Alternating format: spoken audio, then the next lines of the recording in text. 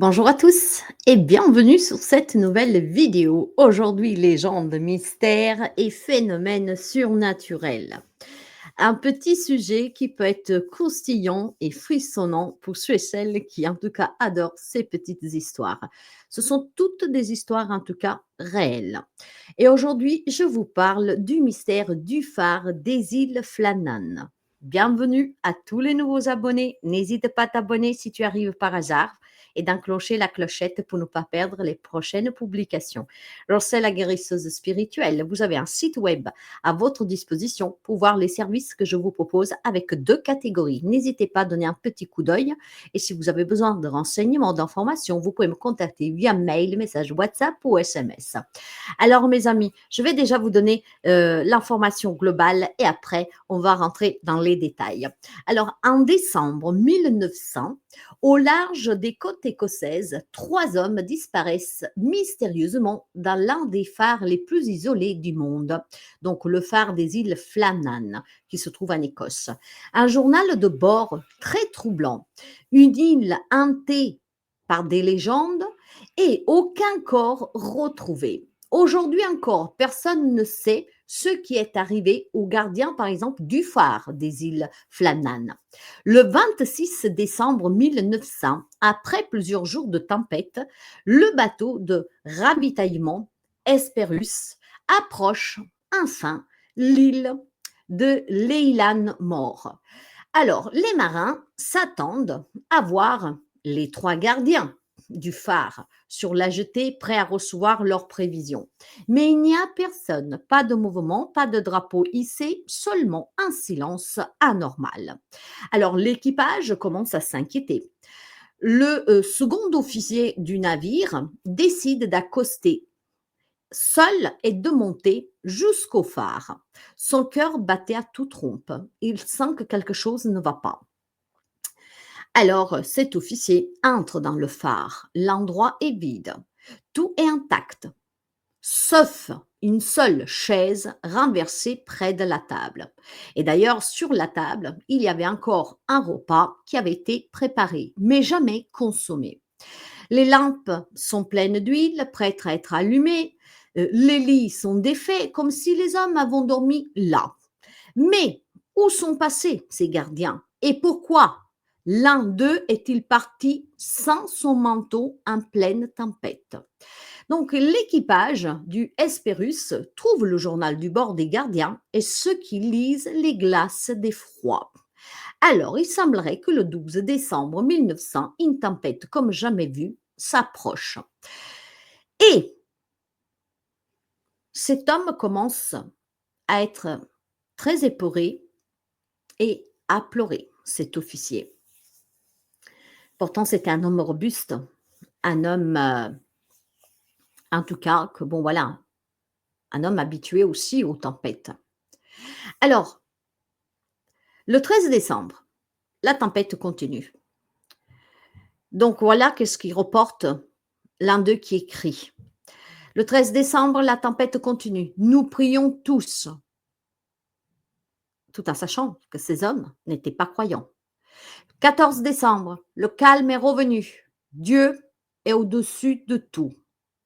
Alors, quand même, une phrase très puissante et très forte pour des hommes qui n'étaient pas croyants, qui en tout cas n'avaient pas peur de braver les dangers de la mer des tempêtes, en étant justement des gardiens du phare.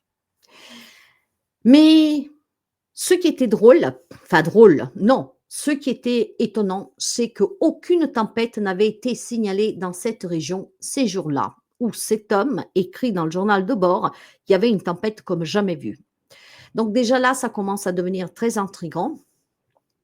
Et il faut se dire aussi qu'aucun navire n'avait observé cette tempête qui se trouvait en mer durant ces jours. Alors, que s'est-il réellement passé sous cette île, hein, les îles des Eiland Mor, les îles Flannan? Voilà qu'est-ce qu'il continue d'écrire, en tout cas un des gardiens, dans le journal de bord. Une vague gigantesque, une folie meurtrière, une malédiction ancienne. Les réponses se perdent dans le temps. Mais à ce jour, ce qu'il faut se dire, c'est qu'il y a une seule chose de sûre. personne ne saura jamais ce qui s'est passé. Jamais. Depuis cet événement, plus aucun gardien s'est installé sur l'île. Aujourd'hui, le phare est entièrement automatisé. Mais selon certains marins, les esprits des disparus rôdent encore sur les falaises, chuchotant dans le vent, attendant que l'on découvre leur destin. Qu'en pensez-vous, mes amis? Ce fait s'est-il réellement avéré cette nuit-là, avec cette tempête qui en tout cas n'avait pas été du tout localisée, observée par qui que ce soit? Un accident? Une intervention mystérieuse? Dites-le moi en commentaire. Et si vous aimez les histoires donc paranormales et de faits surnaturels, abonnez-vous pour d'autres mystères inexpliqués pour l'avenir. Maintenant, on va approfondir cette histoire avec plus de détails pour que vous imaginez bien la scène. Donc, n'hésitez pas à visualiser ce que je vais vous raconter. Et on repart. En décembre 1900, 3 gardiens du phare disparus sans laisser de traces sur l'île des Lanmore en Écosse, connue plus simplement avec le nom des îles Flannan.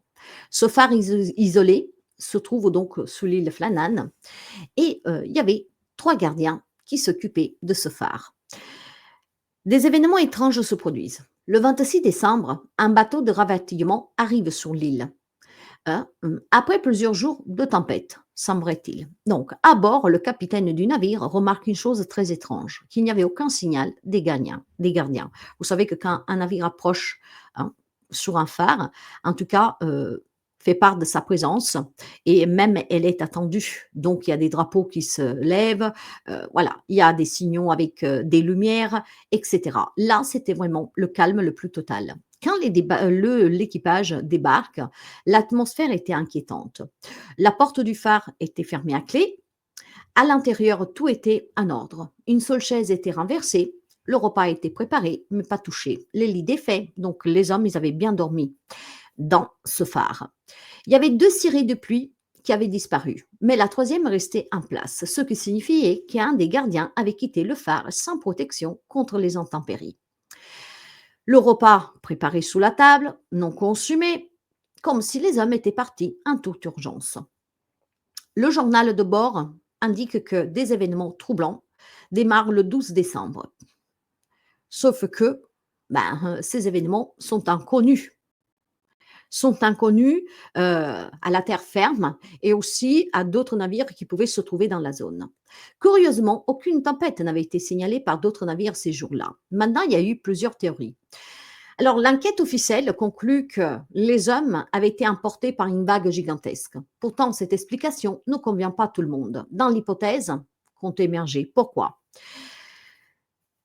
Il y a d'autres, déjà parce qu'il n'y avait pas eu de tempête. Donc, on ne sait pas d'où cette vague gigantesque aurait pu surgir et emporter 3 hommes, d'accord? Tout en sachant de ces éléments qu'on trouvait à l'intérieur du phare. Maintenant, il y a eu d'autres hypothèses qui ont émergé. Parmi tant d'elles, il y en a une qui parle d'enlèvement surnaturel. La légende locale parle de créatures marines ou d'esprits malveillants qui hantent l'île. Il y a la folie meurtrière. Peut-être que l'un des 3 hommes, sous l'effet de l'isolement ou que sais-je, aurait tué les autres avant de se suicider. Mais après, il y a aussi l'attaque des pirates ou des espions. Donc, une théorie moins probable, mais qui intrigue certains historiens. À ce jour, la disparition des gardiens du phare de l'île Flamman reste l'un des mystères maritimes les plus glaçants et inexpliqués de l'histoire. Alors, le phare, construit en 1899, se situe sur l'île Lanmore, une petite île écossaise où des hébridés extérieurs. Cette île, bien que minuscule et inhabitée, était entourée de légendes locales bien avant la construction du phare. Les marins évitaient cette terre, affirmant qu'elle était hantée par des esprits anciens, voire même par des petits hommes, des créatures surnaturelles du folklore celte. Certains croient que l'île était sacrée, car un ancien moine du Moyen Âge, Saint Flannan, y aurait vécu en érémite. Le phare, haut de 23 mètres, était conçu pour guider les navires à travers ces eaux dangereuses. 3 gardiens y s'y relient pour assurer la maintenance avec des rotations tous les quelques semaines. bateau qui vient ravitailler le 26 décembre 1900 devait livrer des provisions et donc relever l'équipe des 3 gardiens. Donc il y avait le change des gardiens. Mais en arrivant, l'équipage comprit immédiatement que quelque chose n'allait pas. Aucun signe des gardiens, aucun gardien n'était présent sur la jetée, ce qui était déjà inhabituel en soi, car ils étaient censés signaler leur présence en hissant un drapeau. Personne ne répond aux appels, ni aux coups de sifflet. Le phare était complètement fermé de l'intérieur. Donc, c'est à ce moment-là que le deuxième officier décide de descendre du bateau pour en savoir un peu plus et il rentre dans le phare et qui fait ses découvertes tremblantes ainsi que le journal de bord. Les lampes remplies d'huile, elles étaient en parfait état de fonctionnement. Les lits, ils étaient défaits, donc ils avaient bien dormi dans le phare. Le repas préparé, mais pas touché, comme si quelque chose avait interrompu les 3 hommes. Il y avait cette chaise qui avait été renversée, comme si quelqu'un s'était levé précipitamment. Des manteaux de pluie manquaient, mais il y en a un qui restait accroché. Donc, ça voudrait dire aussi qu'il y aurait eu un homme qui, en pleine tempête ou que sais-je, serait parti sans protection. Il n'y avait aucun signe de lutte, aucun cadavre et aucun indice tangible sur ce qui avait pu se passer dans ce phare ou en tout cas sur cette île.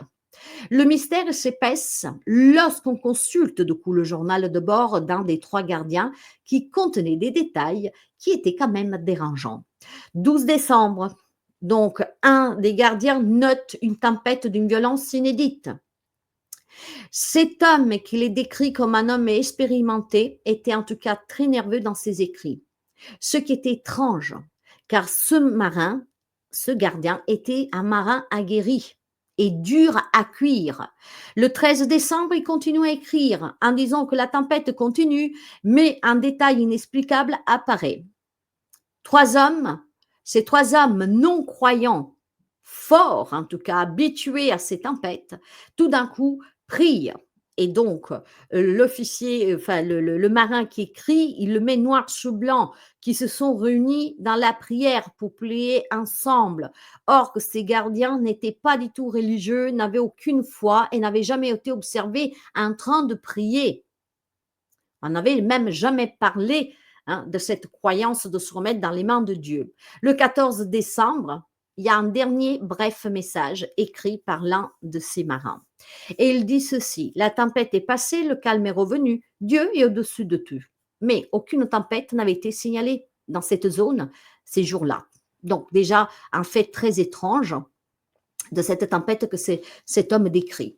Alors, face à l'absence des corps et à l'étrangeté de l'affaire, plusieurs théories ont vu le jour. La première, une vague monstrueuse. D'où elle viendrait cette vague?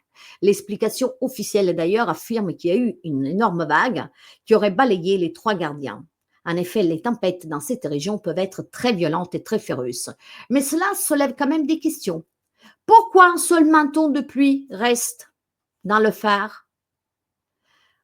Pourquoi l'un de ces hommes, face à cette tempête, serait sorti sans son manteau de protection sous un ouragan ou une vague ou que sais-je? Pourquoi le journal parle-t-il d'une tempête inexistante? Parce que la tempête n'est pas vérifiée. Il n'y a pas de traces de cette tempête ni sous les radars, ni observée par d'autres marins qui se trouvaient dans l'eau. Une vague géante aurait pu emporter un homme, mais pas 3 à la fois.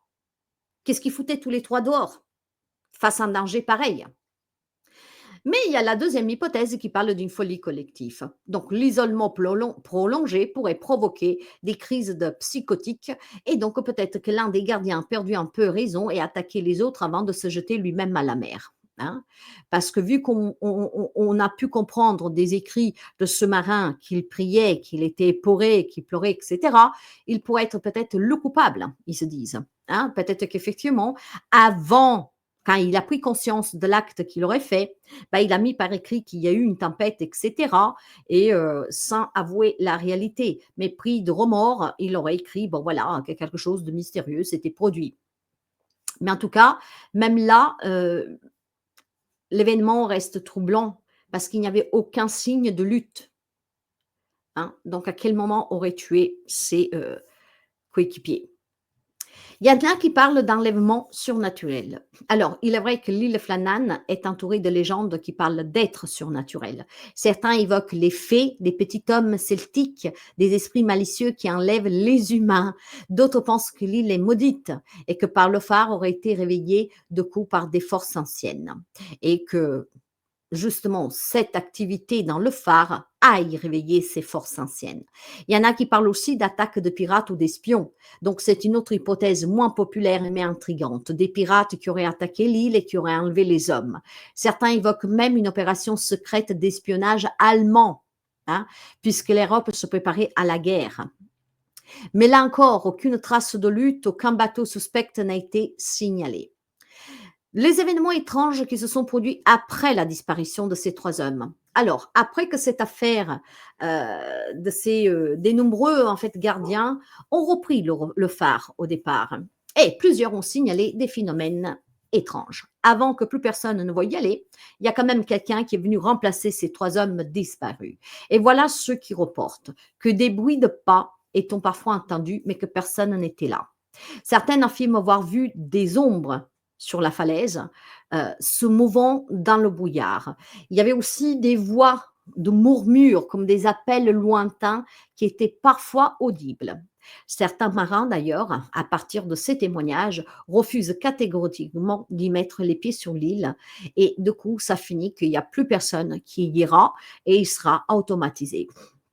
Alors à ce jour, c'est un mystère qui perdure parce que tout simplement la disparition des gardiens reste l'un des plus grands mystères maritimes. Aucune théorie ne permet d'expliquer complètement ce qui s'est passé entre le 12 et le 15 décembre 1900, donc avec les écrits, hein, de l'officier, enfin de l'un des gardiens, hein. Le bateau de ravitaillement qui devait faire l'échange aussi des gardiens arrive que le 26 décembre, mais qu'est-ce qui s'est passé du 12 au 15 décembre? Ben, ça reste un fait inexpliqué. Alors, cette île, aujourd'hui, reste toujours inhabitée. Le phare fonctionne, mais automatisé. Plus d'aucun homme ne garde le phare. Il n'y a aucune présence humaine. Alors, que pensez-vous de cette histoire? Étiez-vous au courant de cette histoire? Avez-vous déjà entendu parler de cette histoire? Que pensez-vous que ça puisse produire sur cette île? Croyez-vous aux légendes celtiques? Parce que vous savez que l'Écosse, c'est une région où le celte est très présent, avec des rites, avec ces légendes de folklore. Alors, pour vous, est-ce quelque chose de surnaturel qui se cache derrière cette disparition ou ça peut être tout simplement, heu, un tragique accident ou alors, une folie d'un être humain qui a perdu son esprit? Dites-le moi en commentaire, hein. N'oubliez pas, si vous voulez découvrir d'autres histoires à venir, de vous abonner, de partager, de liker et d'enclencher la petite clochette. Je trouve que ces histoires, hein, racontées brièvement, vraiment pour aller dans le noyau, dans le cœur de l'histoire elle-même, est très touchante et parfois, effectivement, si on imagine qu'est-ce qu'on raconte, bah, ça fait frissonner quand même. Parce que si on imagine clairement la position de ces hommes, ce que, bah, eux ont vécu, mais essayer tout simplement de se mettre à leur place pour voir qu'est-ce qu'ils ont ressenti, bah, moi je sens beaucoup de souffrance et surtout beaucoup, beaucoup, beaucoup de peur. Alors qu'est-ce qui s'est passé réellement? Ça, on ne le saura jamais. Il y a qu'eux qui le savent. Les témoignages, en tout cas, qui reportent ces présences folkloriques sur un lieu celtique, en tout cas, et mystérieux, je dirais que pour moi, il n'y a pas de doute parce que moi, je crois en tout cas à ces forces invisibles. Mais quelle est maintenant la réalité de cette disparition de ces 3 hommes sur cette île? Vraiment, je tiens à répéter qu'aucune tempête n'avait été signalée, aucune trace de lutte. Où sont passés ces hommes? Souvent, la mer rejette des corps, même des années plus tard. Il n'y a jamais rien qui a été trouvé. Jamais. Or, les eaux, à ce moment-là, ils étaient quand même calmes. Ça voudrait dire que ce, ce, ce marin qui a perdu la tête a cocoté vraiment quelque chose de vraiment que ça dépasse l'imagination pour que les corps restent introuvables. Il y a quand même une part de mystère, je pense, que malheureusement ne sera jamais résolue, comme tant d'autres histoires, hein, que ben, il y a que des racontins, des gens. On peut se faire un point de vue, mais réellement, la réalité. On la découvrira jamais. Je vous souhaite de passer une très belle journée. Prenez bien soin de vous et je vous dis à très bientôt.